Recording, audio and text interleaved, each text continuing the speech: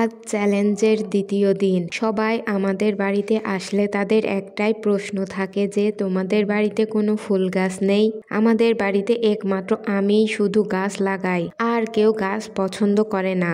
আর আমি শুধু বেশিরভাগ সবজি আর ফলের গাছ লাগাই, আর শীতের সময় সূর্যমুখী ফুল গাছ লাগাই। এটাই আমার একমাত্র পছন্দের ফুল, আর আমি আমার বাগানে শুধু এই ফুলটাই লাগাই। তাই আজ কিছু সূর্যমুখীর বীজ দিয়ে দিলাম চারা হওয়ার জন্য।